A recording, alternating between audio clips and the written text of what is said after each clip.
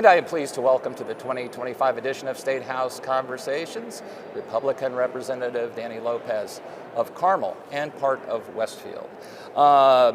You are a freshman, a newcomer, as they say, but you are no stranger to this building and this process. Talk about how you got here. Yeah, I've grown up in this building to some degree, and I've had the really good fortune of working for some amazing people, as you know, John, and working on some of the issues that, it's amazing. They sort of cycle through, and you see them again in different manifestations. Funny how things just keep coming back, new bill numbers and new faces behind them. But it is a learning process. I mean, seeing it from the legislative is obviously different than being in the executive, and understanding the nuances of these issues and how they impact my district in particular and my constituents in particular is a little bit different. So I'm learning every day. We're a couple weeks in, and I'm fortunate to be on Ways and Means and Judiciary, so we've got a lot of substantive. I've heard things are busy with Ways and Means with this budget thing I heard about. It's going to be a busy session, obviously, and a lot of really consequential things that we're going to be dealing with. That this is why I ran, was to come here and work on things that matter for the long term, and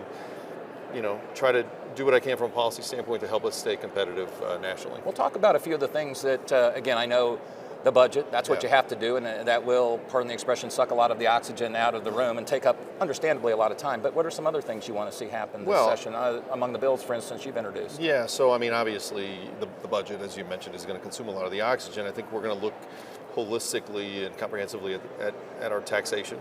And there's so many different facets and things that have been brought forward that I think are going to roll into a bigger package. So that'll be. Now, we just finished a 2-year task force that looked at that and didn't.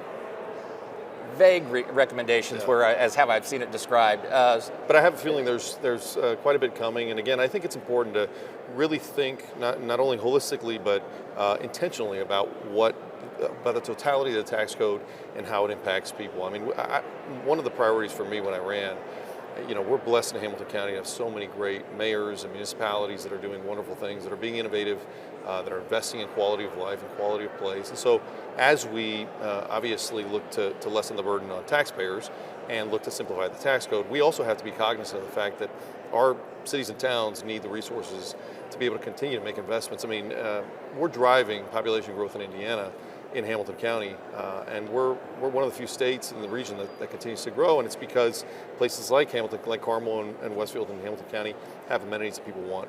And so as we go through this process, we got to make sure that that's preserved. But it's not going to be only that. Obviously, there's going to be a robust discussion on healthcare costs and what we do about that. And so you have all these issues that are going to surface. Property taxes, certainly. A lot of folks are still sure. Sort of reeling from the new assessments. It's one of the things that I heard a lot about on the campaign was giving relief, particularly for folks who are on fixed incomes, and we want to make sure that people aren't getting crushed or forced to stay in place. And then personally, I'm working now. I just filed a bill this week on certified tech parks. I mean, I again, a veteran of the last several administrations, I think about the tools that have been put in place at the state level and the local level to invest in innovation, invest in incubators that are spinning out high-tech businesses, creating a workforce, driving wages.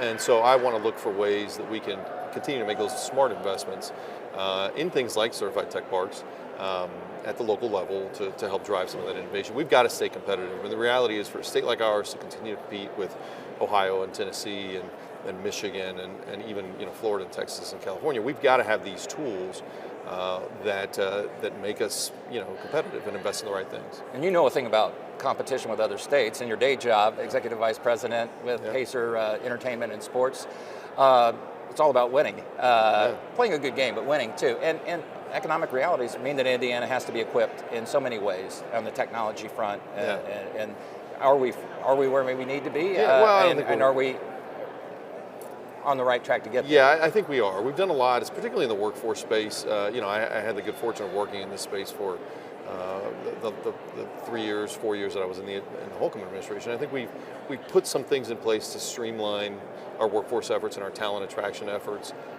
There's better connectivity, I think, than there ever has been between our schools, particularly in the K-12 space, and industry. So there's a lot of creative things that are happening, and I think our responsibility in the legislature, at least that's how I see the role and what I ran on, was to allow that to continue to flourish. So how do we continue to let locals make smart investments and incentivize schools and industry to create those connections? And is there any one thing, aside from having a balanced, structurally sound budget, that you want to happen this session, that has to happen for you to be able to go back to Carmel and part of Westfield and say, hey, we did your bidding and it turned out? I'm lucky. I'm in a district that rewards common sense and problem solving and practical solutions. They don't want people who are grandstanding, and my constituents don't want people who are screaming from the rafters. They want people who are working collaboratively, working in a bipartisan way to solve problems. And so I think when we think about property taxes or healthcare costs or any of these issues that are complex, really difficult issues, I think they sent me here to be thoughtful and be collaborative and work through the solution. So when we get to the finish line, I'm going to be able to go back and say, hey,